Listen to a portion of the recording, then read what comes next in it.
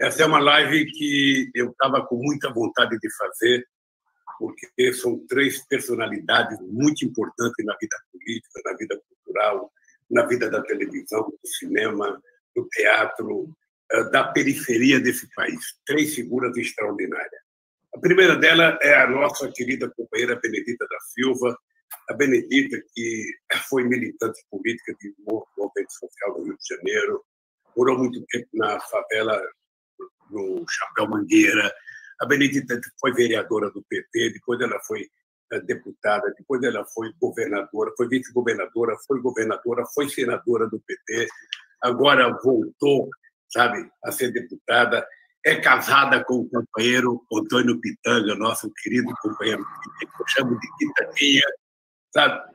A Benedita acabou de aprovar, é autora do projeto de lei Aldir Blanc, que foi aprovada agora, sabe?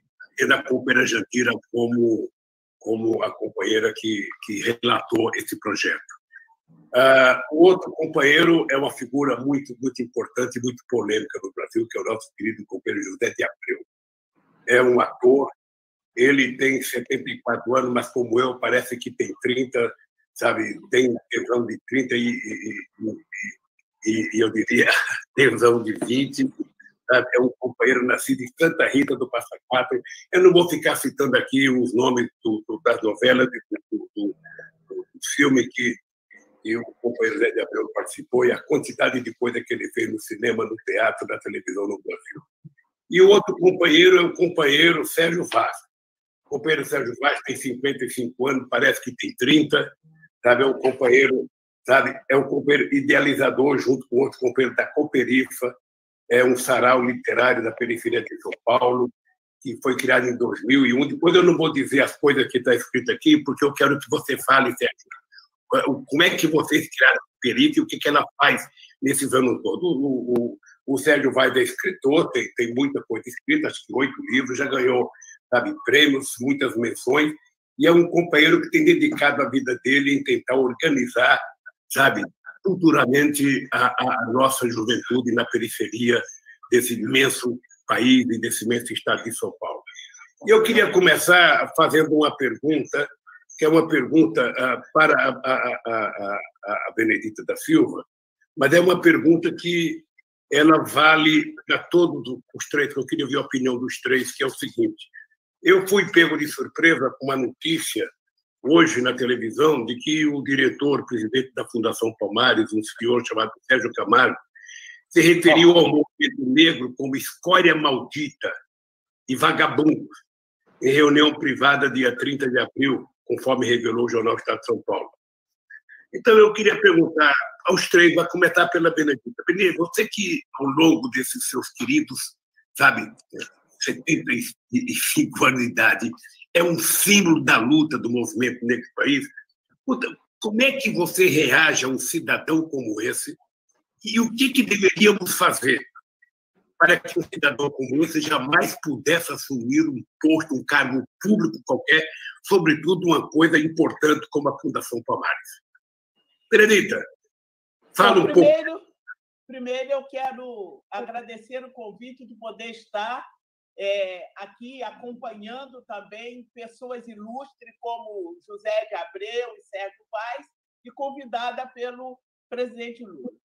Eu quero dizer que quem o indicou é um capitão do mato. E só trabalha com pessoas assim quem é igual. Então, ele é um capitão do mato. Ele é aquele negro que obedecia à Casa Grande para açoitar o outro negro. E ele tem em si essa cultura e veio com essa cultura negando a escravidão, diz que isso não existe, que ela foi benéfica para os negros. Outra coisa que ele coloca é que não existe nada de zumbi, sem falar do fato de que ele chamou os seus iguais de cor de pele de vagabundos. Mas ele já é da escola do presidente que dizia que quilombola era arroba.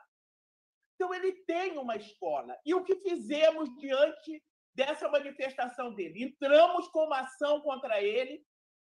Olha, a Câmara vai chamar para ele poder explicar. Foram vários os partidos da oposição, né? A primeira ação foi feita pelo Túlio e por mim, nós fizemos juntos, e agora os demais partidos da oposição entraram também com ação contra ele e vamos levar ele para uma sabatina. Ele vai ter que explicar para nós o que isto significa. Quer dizer, nós temos, é duro para nós, dói muito ver o negro tendo esse papel, mas ele é a alma expressa de Bolsonaro. Muito bem, Bené. Companheiro Sérgio Vaz, como é que você vê um cidadão como esse presidindo a Fundação Palmares? Bom, primeiramente, boa noite. Queria agradecer o prazer de conversar com você, presidente, com Zé de Abreu e com a Benedita. Não estão me ouvindo, Sérgio. Não estão me ouvindo? Eu estou. Estão sim. Benedita não está ouvindo. Eu estou ouvindo. Eu também. Pitanga, vai lá, Pitanga, mexe lá. Acho que não está ouvindo a Benedita. Deve ter fechado o meu microfone. Não fechou, não. Aqui está como se tivesse tudo perfeito. Eu te ouço. Fale, Sérgio, quero te ouvir. Eu te ouço, é um prazer falar com você. Tadinha da Benedita, está sem áudio. Eu estou ouvindo tudo. É um problema seu aí, Bené. Bem, vamos. Pode pedir para o Pitanga resolver isso. Peta para o Pitanga mexer aí, Bené. Traz o Pitanga. Ele estava aí arrumando. O Pitanga está numa live na cozinha. Está falando para Bené, você está falando para outras pessoas que estão nos ouvindo no Brasil inteiro. Vamos lá, Sérgio. Bom, agradecido. Depois da Benedita, que tem representatividade, é muito difícil. Mas eu acho que isso é que faz com que o racismo faz com as pessoas. Né? O que ele representa hoje é o que acontece, como a branquitude força as pessoas a negarem a sua identidade. É muito triste porque, nesse momento em que a pauta do país é o racismo, ele se nega à luta. Então, acho que é um momento de reflexão, da gente entender por que ele fala isso. Então, é uma responsabilidade da branquitude e a gente tem que entender que o racismo é isso, infelizmente. Companheiro Zé de Abreu. Fala, presidente, Bené, Sérgio. Oi. Eu há 4 dias, já há 4 dias eu já estou indignado com essa figura, com esse ser humano. Eu propus que ele fosse tatuado com uma suástica no rosto e ele quer me processar. Há 4 dias que a gente vem debatendo isso, antes do Estadão publicar, já havia vazado na internet algumas palavras do ilustre cidadão. Eu estou muito nervoso aqui agora, eu estava emocionado de estar com vocês, mas agora estou muito nervoso porque voltou tudo, né? Nesse momento que a gente está vendo o mundo todo, Londres, Paris, Roterdã, Amsterdã, fora os Estados Unidos inteiro, defendendo a vida de um negro, de um preto, e a gente vê no Brasil isso acontecer. Tinha que ser na Fundação Palmares, assim como Regina Duarte tinha que ir para a cultura, assim como o ministro do Meio Ambiente manda queimar as florestas, assim como o ministro da Justiça não faz justiça. Esse governo foi feito para destruir tudo o que nós fizemos. Eles não têm nada para colocar no lugar, porque a ideia desse governo é destruir tudo, todos os avanços que o Brasil teve. É terra arrasada, só assim o fascismo prospera. Então, não é de se surpreender que mais um funcionário do seu Bolsonaro destrua aquela entidade que ele foi nomeado para proteger. Então, nós estamos vivendo hoje um governo de destruição, de morte. É assim, é disso que o fascismo se alimenta. Me indigna demais, eu sou como disse o Bem-vindo outro dia, eu sou um ator visceral e eu sou um ser humano mais visceral ainda. A única coisa que eu posso dizer, com perdão da presença de vocês, é que temos mais um filho da puta no governo. O Dedé, aqui é proibido falar palavrão. Tudo bem, desculpa. Mas eu não. Desculpa, é por isso que eu nunca fui político, presidente. Eu sou a própria falta de decoro. Isso aqui é uma profunda participação religiosa, benedita e eu, pode não aceita palavrão. Companheiros, aqui também é para a gente brincar um pouco, né? Não, tudo bem, é que você já começou com um tema bem pesado, né, presidente? Seja sério, com o Zé de Abreu tem que brincar. Eu tenho uma pergunta aqui, Bené, que é para você. Essa pergunta é de um companheiro que você conhece, chamado Juca Ferreira, que está morando na Bahia. Ela é para você a primeira parte, mas a segunda parte é do Zé de Abreu, e eu vou perguntar o seguinte.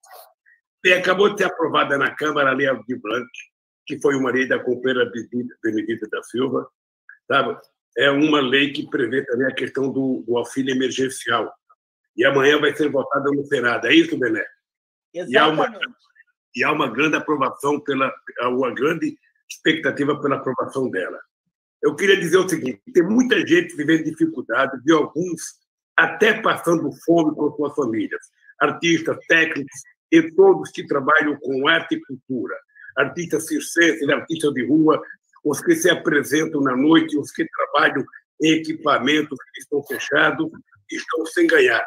O setor é muito diverso e são milhões de pessoas por todo o Brasil. E tem uma coisa grave aqui que me dá pena, que é o seguinte. Os jornais de hoje estão noticiando que o nosso querido companheiro Nelson Sargento está vendendo os ternos e outros bens porque está em grande dificuldade. Se o país tem um governo que tem um artista como o nosso companheiro Nelson Sargento, e o governo não se dá conta que esse cidadão poderia receber um auxílio emergencial para poder continuar comendo nesse país, esse país efetivamente está perdendo o respeito com o seu povo. Então, eu queria saber, Bené, o seguinte, por que você teve a ideia de fazer essa lei? E depois eu queria que o Zé de Abreu comentasse essa situação que eu acabei de falar dos companheiros artistas que estão, sabe, sem ter onde trabalhar, sem estar ganhando nada, sem ter como sobreviver. Primeiro o Bené, depois o Abreu, depois a pergunta nova para o Sérgio Vargas. Okay. Eu vou dar uma resposta curta, que é o seguinte. Eu sou presidente da Comissão de Cultura da Câmara. Então, nós já vínhamos trabalhando uma série de leis para que pudéssemos usar o Fundo Nacional da Cultura e dar, né, mais uma implementada na cultura, porque acabaram com o Ministério, acabaram depois criaram uma secretaria, que não ficou uma secretaria ligada à cultura propriamente dita, ela foi para a cidadania, e essa coisa foi criando uma confusão. Então, veio a pandemia. Quando chegou essa história do coronavírus, os primeiros a fecharem foram exatamente a cultura, que fez essa produção enorme, né? Fecha cinema, fecha teatro, fecha shows, e as atividades nas comunidades, todas elas foram fechando, porque eles não tinham, não podia ter um ajuntamento de pessoas. Então, eles foram, né, para aquilo que nós estamos chamando de ter que ficar em casa para que não disseminasse a questão do coronavírus. E nós vimos que vários outros trabalhadores também estavam, mas a cultura não estava. E imagine, mesmo assim, a cultura é a única que se mantém gratuitamente ajudando as pessoas que têm de ficar em casa. Porque o que a gente vê é televisão, você lê um livro, você ouve uma música, né? Você conversa com o vizinho da janela de um lado para outro, se tiver. Aí quem canta, canta. Estão fazendo um show nas suas salas. Né? Cada um faz a apresentação possível. E nós temos deles muita gente passando fome. Aí começamos a fazer a tal da vaquinha. Isso é uma coisa escandalosa, como foi para as comunidades. O governo não chegou primeiro. Quem chegou primeiro foram as comunidades que se reuniram lá, principalmente o pessoal da cultura da comunidade, começou a fazer as cestas básicas para ajudar. Então, nós decidimos, foi feito por 26 representantes de partidos diferentes, de todos os partidos, quase praticamente, e fizemos isso para que eles também estivessem incluídos nessa verba emergencial. Uma coisa me preocupa, está no Senado, foi para a mão de uma pessoa que a gente sabe que nada na cultura, que é o Jacques Wagner. Fizemos um combinado de que ele não mexa, porque tem uma tratativa já pela Câmara que vai mandar e sancionar, e dentro do projeto, né? A Jandira fez ela como relatora, pôde fazer uma grande articulação, então o projeto deixou de ser nosso, o projeto passou a ser do Congresso Nacional, da Câmara e agora do Senado. Então, tem 15 dias pós-sancionado para fazer essa distribuição dessa verba. O que acontece, isso é o que eu penso, Lula. Quando você estava na presidência, e a Dilma também, a cultura estava empoderada. Nós temos 5 milhões de trabalhadores e trabalhadoras na cultura. Eles estavam com 4,6% do PIB. Então, a cultura ela é de rendimento. Ela não é isso que tem que pedir favores, não. O investimento na cultura, você tem um retorno muito grande. Então, agora, depois do golpe da Dilma, então, agora, ainda, mesmo assim, a cultura está com 2,6% do PIB brasileiro. É o que ela produz. E queremos que ela produza mais. Como ela foi a primeira, ela também vai ser a última a ter que voltar às suas atividades. E a nossa preocupação é agora, depois do Senado, dessa verba que ela não é permanente, nós estamos lutando para que ela seja permanente.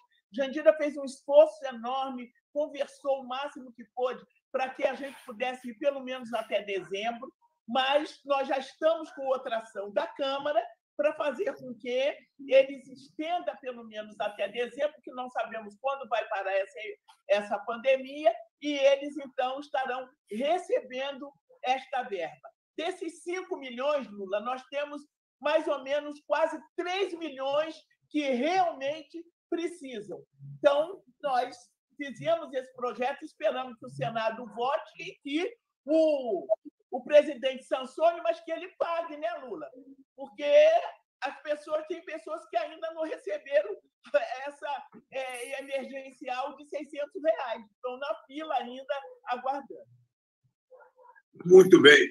Zé, me diga uma coisa. Eu citei o caso do companheiro, sabe? Nelson Sargento. O que você acha de um companheiro como esse, que tem uma história profunda com o samba brasileiro, estar numa situação dessa? É terrível, né? Terrível, Lula, é terrível. Tava mais cedo conversando com a Maria do Rosário. Em Portugal, na França, existe uma lei específica para esse tipo de gente, para gente que colaborou tanto com a sua pátria, que tenha uma velhice digna. É uma aposentadoria especial para esse tipo de gente. O artista trabalha com o seu corpo, né? A gente vai ficando velho, o corpo vai indo para as cucuias. Outro dia eu vi uma entrevista da Rita Lee, e a Rita falou: o meu corpo não obedece mais à minha cabeça. Eu sempre dançava, pulava em cena, tal. Hoje a minha cabeça pula, mas o meu corpo não vai. Então ela resolveu se retirar. Isso acontece com todo mundo. Quer dizer, realmente, o corpo da gente chega uma hora que não obedece mais à cabeça. Então tem uma lei de aposentadoria especial em alguns países do primeiro mundo. Eu estudei o projeto, a Lei Aldir Blanc. Aliás, o Aldir também, quando ele ficou doente, parece que ele estava vivendo uma situação um tanto quanto precária. E acontece com muitos artistas, né? Parece que faz parte da nossa vida ter um fim de vida complicado, duro e sem dinheiro. Mas essa coisa que a Benedita falou, o mundo artístico não é a gente, nós artistas, os que estamos no palco ou na frente das câmeras, nós somos minoria. Para eu entrar em cena, eu tenho que ter um autor, eu tenho que ter um diretor, um assistente de direção, um cameraman, um assistente de câmera, um boomman, o cara que pega a minha voz, um assistente do boomman. Eu entro no figurino, lá está a figurinista que criou minha roupa, está a assistente do figurino que ajudou a figurinista a criar, está o camareiro que me troca. Eu vou fazer a maquiagem, tem o cabeleireiro, tem o maquiador, tem a mulher que corta a sua unha. E existe, para cada ator que entra em cena, para cada cantor que vai cantar no palco, existe uma infinidade de pessoas desconhecidas e que, obviamente, não têm a mesma renda que nós, que estamos sob as luzes, na frente das câmeras e no palco, temos. E hoje, na quarentena, quem mais trabalha para vocês conseguirem ficar em casa são essas pessoas, como nós e as pessoas que nos fazem artistas. Sem eles, nós não seríamos nada. E essas pessoas, essas pessoas sem nome, que só passa no fim do filme, no fim da novela, aquele crédito corridinho, e que no teatro só tem lá no programa, essas pessoas são iguais a gente. Elas têm que comer, elas têm que ter conforto, elas têm que ter o mínimo necessário para serem felizes, né? E, realmente, com essa pandemia, o que aconteceu, como a Bené falou, o teatro, o show, foi o primeiro que parou. Pela primeira vez na história da Globo, o Projac fechou. Quer dizer, não, é um negócio absurdo. Eu trabalho lá na Globo há 40 e poucos anos. Depois eu vou dar uma notícia para você, Lula, em primeira mão, sobre a minha relação com a Globo. Mas é uma coisa impressionante você imaginar aquele Projac, aquela fábrica de sonho parada. Quer dizer, e os teatros, hoje está se dizendo, os teatros, os shows, vão ser realmente os últimos a abrir. Porque o que acontece? O teatro é coletivo, é a audiência é pública, é um monte de gente. É um monte de gente junto. Quer dizer, não existe a possibilidade... Anteontem, vendo o Fagundes também dar uma entrevista, o Fagundes falou, vai encarecer muito você fazer um teatro com 2 metros entre uma cadeira e outra. Um show de música. Como é que você imagina um show de funk ou de rock que todo mundo dança em pé no circo voador com 2 metros, 1,5 metro entre uma pessoa e outra? É impensável um negócio desse. A arte coletiva, a arte do show, do teatro, é coletiva. Ela precisa de ajuntamento de pessoas. E não vai poder ter. Então, realmente, o novo normal, a gente ainda não sabe como é que vai ser. Eu agradeço a Bené, agradeço a Jandira, agradeço a Wagner e a todos os deputados que aprovaram a lei. Espero encarecidamente que os senadores, tenho certeza disso, vão ter clareza suficiente para aprovar a lei do jeito que está, sem mexer, para que ela não tenha que voltar para a Câmara. E, obviamente, vamos ter que forçar uma barra para que o presidente eleito consiga não vetar a lei, né? Porque vai ser uma negociação que eu acho que não vai ser muito fácil, né? Quem odeia a arte, não... Bom, mas enfim, vamos esperar que ele não vete. E que não demore para sancionar. Pois é, e pague depois de sancionar. Olha, eu não sei se as pessoas sabem, a lei, mais ou menos, a lei são 3 milhões, né, Bené? Que vai ser divididos entre governadores, de prefeitos, os estados da federação. Quanto? 3 bilhões. 3 bi, que já é do fundo, entre todos os estados e prefeitos. Esse dinheiro já tem do Fundo Nacional de Cultura, não vai precisar tirar de ninguém, viu? Viu, Bolsonaro? Não vai tirar da saúde para botar na cultura. Não, já está lá a lei, já está lá. Vamos parar de frescura, não vou... Desculpe o palavrão. Ô, Lula, me desculpe. Decoro, para mim, tem acento, é decoro. Eu sou a própria falta de decoro, presidente, me desculpe. Ô, Benedita, só uma parte. Tem uma lei, a PL 253, da Érica Malunguinho, aqui em São Paulo, que me parece... Eu continuo não ouvindo o Sérgio. Tem alguma coisa aí, não é aqui. Porque eu ouço... Bom, mas eu escuto. Não, tem uma lei, a PL 253, da Érica Malunguinho, deputada aqui de São Paulo. Ele está falando da lei da Malunguinho. Com Alessi Brandão, que acho que foi inspirado nessa lei da Benedita aí. Que está tramitando, não foi aprovada ainda.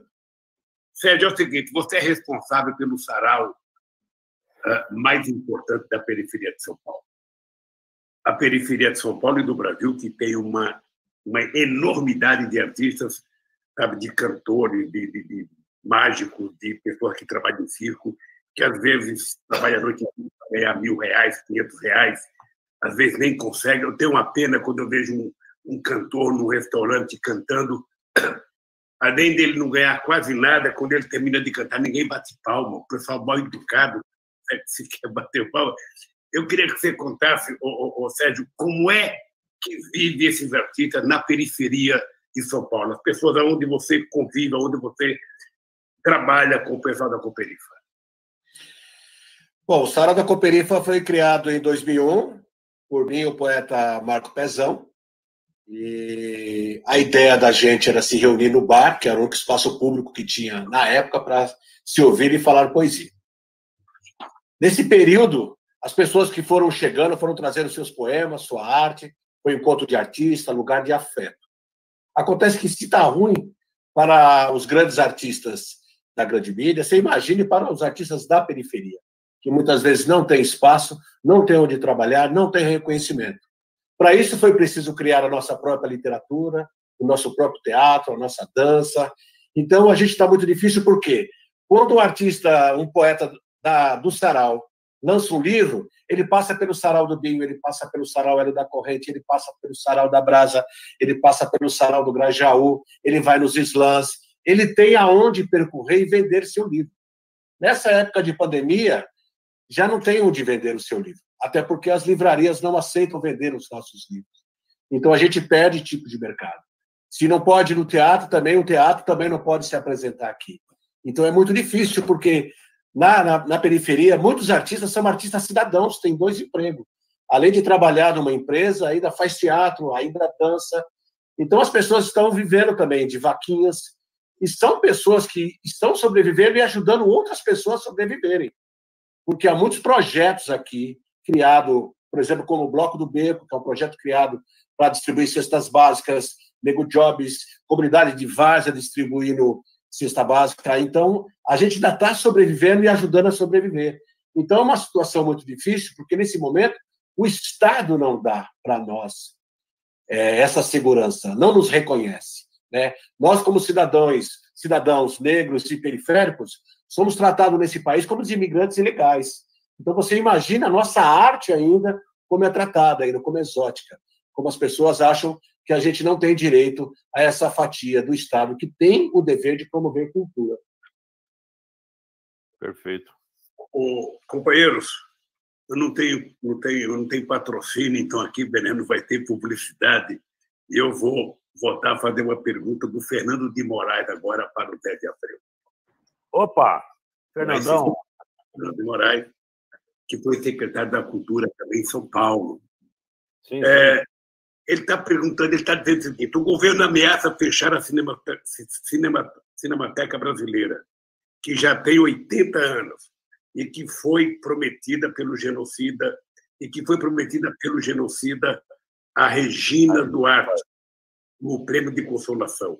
Li que lá está depositada boa parte da memória brasileira desde 1995. O que fazer, Zé de Abreu, para impedir o fechamento da Cinemateca? Ah, meu Deus do céu, é aí que está. O que fazer para impedir o desmatamento da Amazônia? O que fazer para impedir a entrega das terras indígenas para os companheiros de Regina Duarte, os criadores de boi de 3 milhões a cabeça? O que fazer, meu querido? Eu não sei o que fazer. É tal história. Esse governo foi feito para desmontar. Obviamente, aquela história de nomear a Regina para Cinemateca, no mesmo dia isso caiu. A gente viu na internet, não existe cargo para ela. A Cinemateca não é mais é um órgão que é controlado por existe uma parceria público-privada, não existe cargo, ela só podia entrar como se fosse fiscal do governo. Aí cria-se um problema e aí se fala em fechar a Cinemateca. Eu não acredito que vai se fechar a Cinemateca. A Cinemateca ela está passando por momentos muito difíceis, né? O governo não cumpriu a sua parte na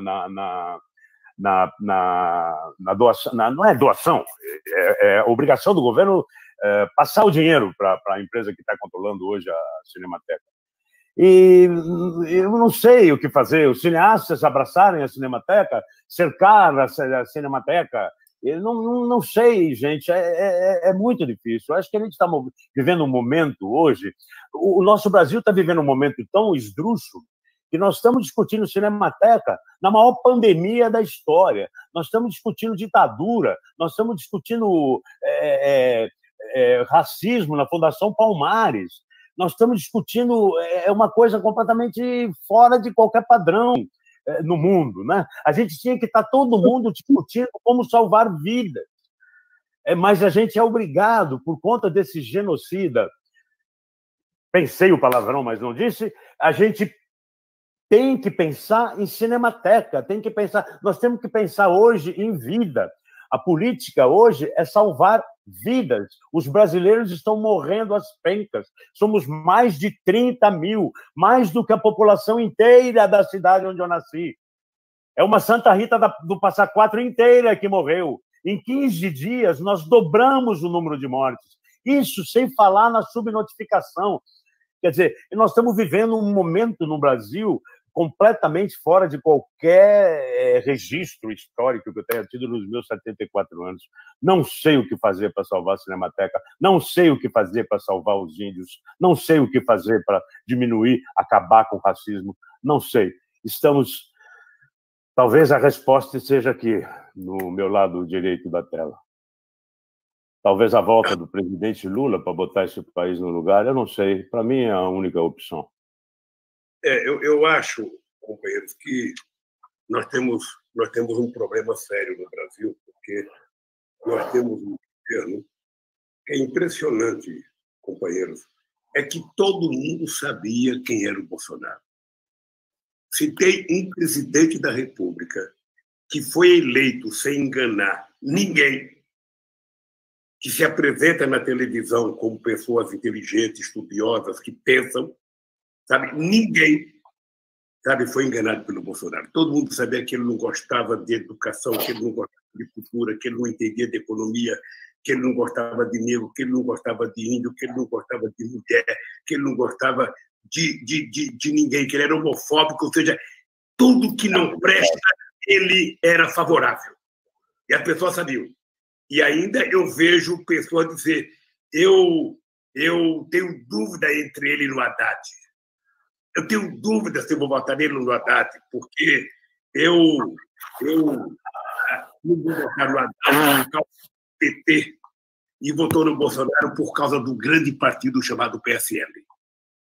É fantástico, ou seja, é um país realmente extraordinário. Então, ele colocou para cuidar da cultura quem não gosta de cultura, colocou para cuidar da educação quem não gosta de educação, colocou para cuidar da saúde quem não gosta de saúde, colocou para cuidar, sabe, do meio ambiente quem não gosta do meio ambiente. Ou seja, é um louco maluco. Eu até brincava outro dia, Bené, que ele tem um ministro que é astronauta. Eu até pedi para ele, para avisar para o ministro, avisar para o guru intelectual do Bolsonaro que a Terra é redonda.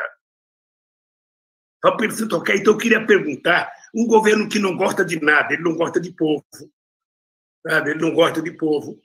Ele gosta, sabe, do que ele gosta dos 3 filhos dele. E gosta de azucrinar a vida da sociedade brasileira. E as pessoas sabiam quem ele era. Algumas personalidades que agora estão falando, e as pessoas não votaram nele por causa dele só. As pessoas votaram nele por causa de uma coisa chamada política econômica definida pelo mercado brasileiro que atende aos interesses do sistema financeiro. Porque ninguém que fala mal do Bolsonaro quer tirar o Guedes. Ninguém. Ou seja, pode tirar o Bolsonaro, coloca alguém, mas que continua fazendo as coisas que está fazendo na economia. Direito dos trabalhadores, NECA. Trabalho informal, trabalho formal, NECA. Aumento do salário mínimo, NECA. Salário para empregada doméstica, NECA. Habitação para pobre, NECA. Ou seja, é colocar alguém que pense de forma inteligente como fazer o mercado, sabe, ganhar mais dinheiro e o pobre ficar mais pobre. É assim que eles querem. Então, o querido Sérgio Vaz, deixa eu perguntar para você uma coisa, querido. Que nesse país tem tantos governos que não gostam de cultura ao longo da história.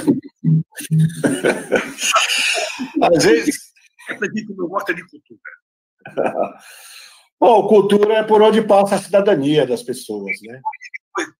Pasme. Eu pensei que a Cristina, eu pensei que a Regina Duarte gostava de cultura, e eu percebi que ela também não gostou de cultura.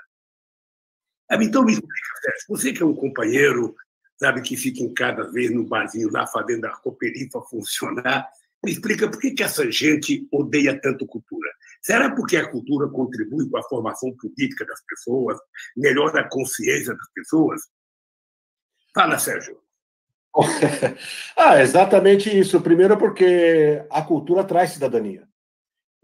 O Sarau da Cooperifa acontece no Jardim Guarujá, ao lado do Chácara Santana, Parque Santo Antônio, Jardim São Luís, Jardim Letícia, na região de Pirapora e Jardim Ângela, que você conhece muito bem.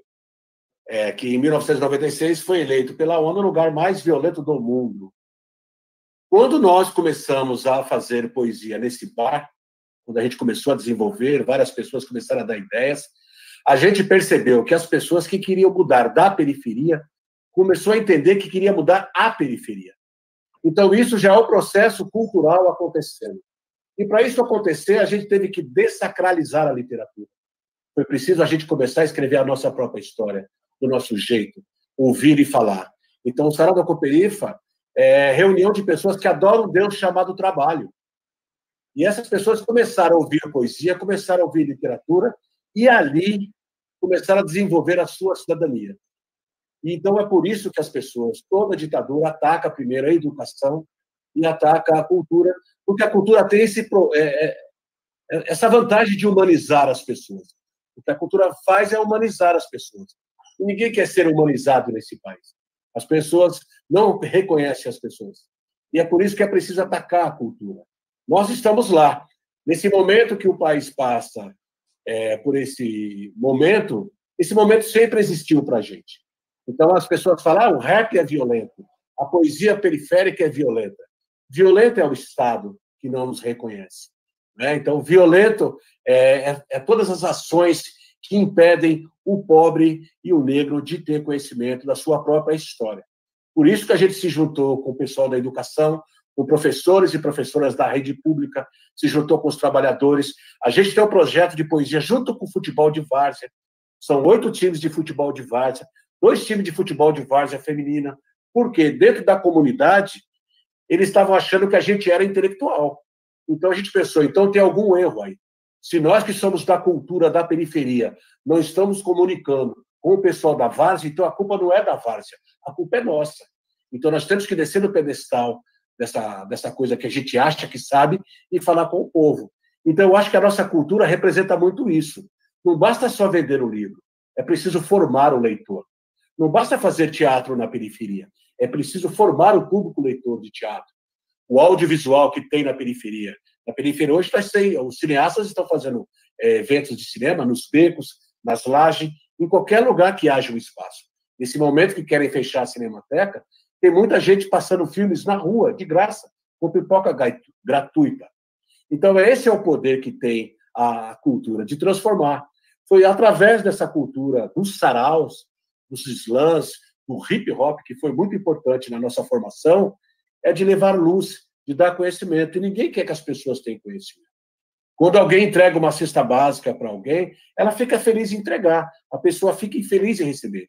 Mas você sabe que, na verdade, a pessoa queria comprar aquela cesta básica. Então, a nossa cultura na periferia é fazer com que as pessoas entendam o porquê que elas estão na periferia, por que elas moram na favela, por que existe o racismo, por que os ônibus são parecidos com os navios negreiros, o metrô, o trânsito, a violência policial, o genocídio da juventude negra e periférica. Então, é através da cultura. Então, a nossa cultura é muito importante que ela dialoga diretamente com essas pessoas, o nosso povo. Então, para nós, é fundamental a nossa literatura nesse momento, porque ela tem dado um alento e farol para as pessoas da favela e da periferia. Ou seja, como é que tem se reunido?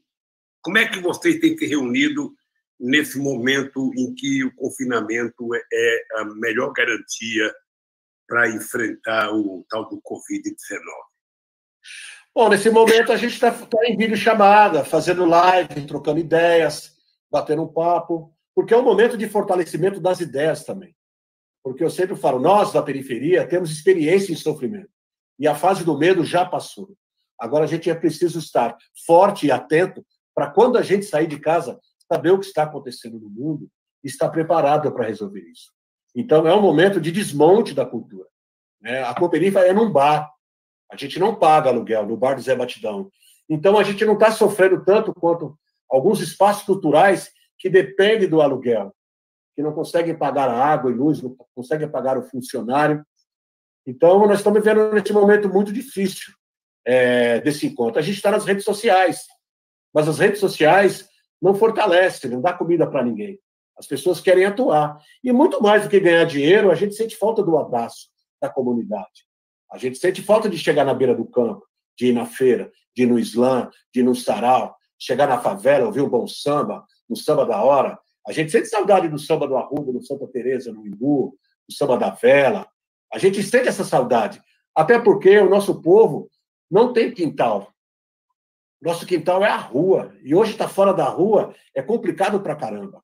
As ruas do Facebook não nos fascinam tanto quanto as ruas de terra, os asfaltos que a gente aprendeu a andar, a observar, saber como funciona, saber quando a rua está sinistra, mesmo sem ninguém falar nada.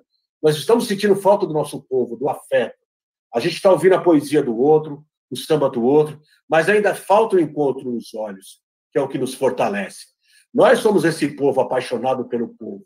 É diferente, é difícil explicar para as pessoas que não conhecem a periferia, que não conhecem o povo negro, que não conhecem a favela. Nós somos um povo foda, entendeu? É diferente, a gente anda diferente, a gente canta diferente, a nossa pele é diferente, a gente chora diferente, mas a gente quer sobreviver feliz. A gente está lutando por felicidade. As pessoas não entendem isso. O exotismo fica por conta de quem não nos conhece. Nós somos um povo livre e inteligente que, nesse momento, está em casa, se preparando para lutar. Porque se o sofrimento, se a polícia, se o Estado ainda não matou a gente ainda tem chance. Muito bem, Sérgio. Eu só quero ser feliz, andar tranquilamente na favela onde eu nasci. Ô, Benelli, Ô, Lula. Peraí. Ô, Lula. Oi. Só para não mudar o assunto. Você não sabe o problema que eu estou vivendo aqui. Só agora eu consegui ouvir o Sérgio, porque estou com isso aqui ligado. Eu digo, ele vai dar uma bronca, pensando que eu estou... Bravo, Bené! Resolveu o problema. É porque só por aqui eu consigo ouvir o Sérgio. E essa preciosidade que é o Sérgio, meu filho, eu tenho que ouvir. Claro. Ó quem fala. Ó quem fala. Agora você botou o pitanga no bolso. Bené, deixa eu te fazer uma pergunta, Bené. Eu fiquei curioso. O único partido que votou contra o projeto de lei... O único partido que votou contra foi o Partido Novo. Foi. Com o argumento de que essa lei ia privilegiar um setor. Você acha que uma lei como essa, Bené, é privilegiar um setor ou é garantir direitos ao setor? Lula está na cara, é evidente, presidente, que esta lei não pode, diante do que se dá para os banqueiros, diante do que se entrega para os Estados Unidos, diante de tanta miséria que esse povo tem, diante do fato de ter um grande desemprego, diante do fato de que não aumentam esse salário como aumentou no seu governo, que tenha todo ano aumento salarial, agora é um desemprego enorme. Dizer que esse pouquinho, porque a cultura dá muito mais retorno do que isso. Eu ouvi o Sérgio falando, é uma coisa tão rica que a gente nem alcança, de tão rico que é a cultura brasileira. Então, votar, dizendo que, olha, não podemos ter agora a meritocracia de classe. Então, quem merece e quem não merece, quem vai morrer na pandemia e quem vai ficar, quem tem respirador, quem não tem respirador. Nós estamos vivendo uma tragédia. E é evidente que foi um absurdo não votar essa matéria de uma mixaria de R$ 600 para dar para esse trabalhador, principalmente que está vendendo pipoca dentro do cinema, para aquele que está fazendo o seu funkzinho, o seu passinho, que está lá rodando na comunidade, fazendo uma pipa para as crianças, fazendo o seu festival, tudo é da cultura brasileira, o samba. Então, esse projeto foi para atender exatamente, e a maioria vai ver que eles receberam votos dessas pessoas simples, das quais ele não quis ali.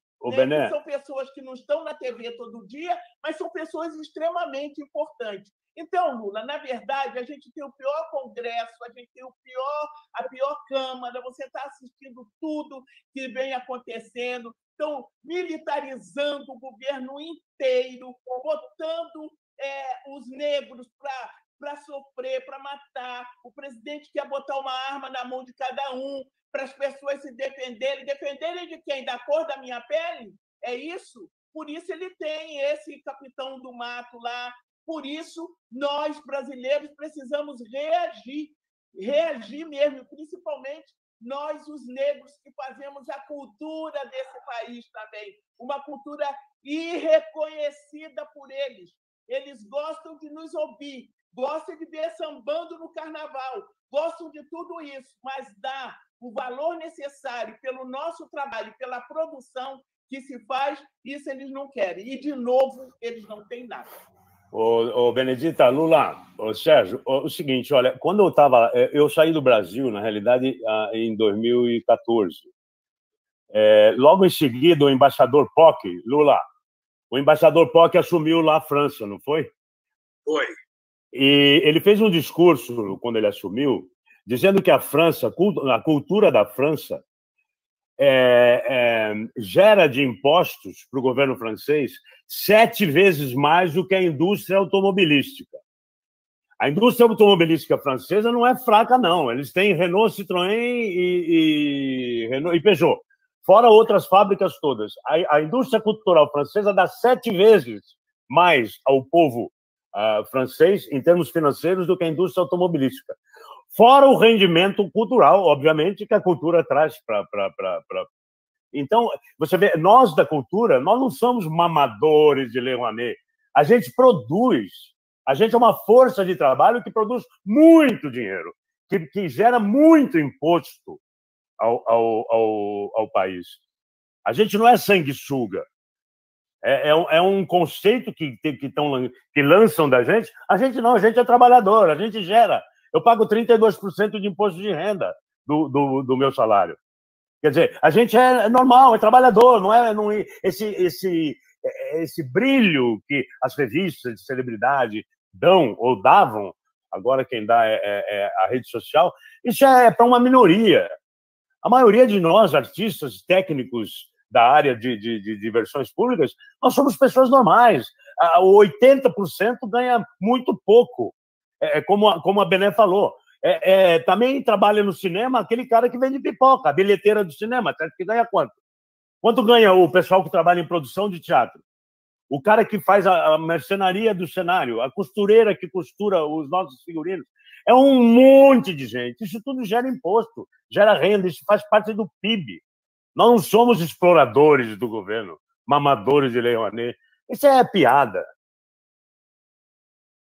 O companheiro Sérgio, o companheiro Abreu, companheira Benedita da Silva, eu estou tentando evitar de falar de política, mas sou obrigado a entrar um pouquinho na questão política, Bené.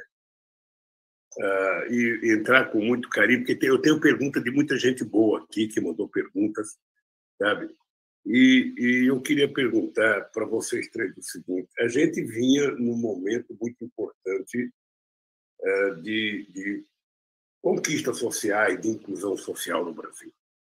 As pessoas podem até reconhecer que o governo do PT teve defeitos, sabe? Vocês estão vendo atrás de, vocês estão vendo, sabe, quem foi o meu ministro da Cultura. Depois do Gil ficou o Juca. E a gente tinha uma preocupação exatamente de compreender o papel econômico, não apenas o papel político da cultura, mas o papel econômico que a cultura representa. Sabe? É muito dinheiro em movimento, não é uma coisa, sabe, que enriquece uma pessoa só. Pode um só ficar muito famoso e ganhar muito dinheiro, ter um grande contrato, mas tem, como disse o Zé Abreu, milhões atrás dele que ganham pouco, que trabalham, que ralam, sabe, que entra cedo, que carrega o piano, mas não toca o piano, né? Que monta um cenário para a orquestra fazer o seu baita show, mas não entende sequer, sabe, aquilo que está sendo tocado. Essa gente precisa sobreviver. E a gente, em todo o período do nosso governo, tentamos olhar para os de baixo. Ou seja, eu lembro do orgulho que o companheiro Luiz Dutra, que foi meu secretário-geral da presidência, dizia para mim. Nós fizemos 74 conferências nacionais para discutir tudo que é política pública, tudo. Tudo. Essa semana eu fiz uma reunião, Benedita, uma live com os rancenianos. Os rancenianos que ninguém gostava de encostar perto do ranceniano. Eu lembro que quando eu levei eles no salão de autoridade, no Palácio do Planalto, dei um abraço e beijei cada um, mesmo com uma certa deformação, sabe? A quantidade de gente que chorava emocionada, que era a primeira vez. Isso vale para todas as esferas. Então, Bené, você não acha que o ódio exercido por uma parte da elite brasileira que vem desde os tempos da escravidão, nós temos que lembrar que os grandes empresários, sabe, de um pouquinho da proclamação, antes da proclamação da República, eram traficantes de contrabando. O grande negócio era contrabandear negros, que eram vendidos aqui a preço de ouro, valia mais do que qualquer animal. Então, eu vi um trecho que tinha um cidadão no Piauí que tinha 1.300 escravos. Ele era tão rico, né, que ele tinha uma orquestra só para ele. Ou seja, essa gente, Bené, você não acha que o ódio que essa gente criou contra o PT, você não acha que é pelo fato do PT ter ousado incluir os pobres ou transformá-los em cidadãos ou cidadãs, da direita à empregada doméstica, da carteira profissional, da férias, da jornada de trabalho, da hora de almoço? Sabe, você não acha que isso incomodou, sabe, colocar meninos negros da periferia nas universidades desse país, estudando ao lado de um que podia pagar a mensalidade? Ou seja, as pessoas, ao invés de reconhecer a importância de um pobre estar na universidade, tinha gente que ficava com raiva. Aquele filme, sabe, da Regina Casé, A Que Horas Ela Volta, é um pouco do retrato do comportamento de uma parcela da elite com a ascensão da pessoa que trabalha na sua casa.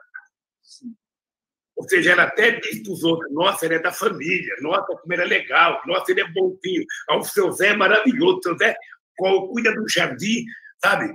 Mas não é capaz de colocar o seu Zé na mesa para almoçar, não é capaz de colocar o seu Zé na mesa para jantar, sabe? Não é capaz de querer dar terceiro salário. O cara está no restaurante, ele toma um uísque, ele dá R$100 de gorjeta, sabe? Mas ele não tem coragem de dar R$10 para o jardineiro. Tudo custa caro. O salário mínimo é pouco. Sabe? Ele está numa festa e fala: o salário mínimo é muito pouco no Brasil. Mas quando vai pagar para sua empregada, ele acha que é muito. Ele quer diminuir. Então, Bené, você não acha que sabe, foi isso que mudou um pouco, sabe, a cabeça desse Brasil? Ou seja, nós éramos o país mais feliz do mundo, era o povo mais otimista do mundo. No tempo do meu governo, sabe, em pesquisa feita pela ONU, o Brasil era o país de maior expectativa de esperança no mundo. Por que você acha que isso mudou tão de repente, Bené? O ódio cega. O ódio, né? A ira que tinham, não só no fato das coisas que foram feitas pelo Partido dos Trabalhadores, mas da sua liderança. É invejável, porque um homem simples do povo, um trabalhador, ser presidente da República, e poder fazer mais universidades do que eles fizeram. de dar oportunidade para o menino da favela que tinha os seus sonhos, que queriam realizar os seus sonhos e que nunca puderam. Lula, sempre quando eu conto isso da sua gestão e de Dilma, eu não posso. Às vezes eu não gosto de contar porque até eu choro. A minha filha passou no vestibular, Lula, e naquela época eu não tinha como colocar uma roupa e um sapato na minha filha. E a minha filha não foi para a universidade. Por isso, Lula, que se você não tivesse feito nada, só o simples fato de dar a cada um a consciência do saber, do direito, isso é uma coisa extraordinária. E principalmente quando você vai atingir uma população negra, uma população pobre, símbolo da marginalidade colocada por eles, de direito todo retirado, sentar com essa negrinha no avião, estar com essa negrinha do meu lado no mesmo restaurante, estudar na mesma escola, não, isso é demais. Tanto é demais que deram o golpe e agora nós estamos vendo o fascismo entrar aí.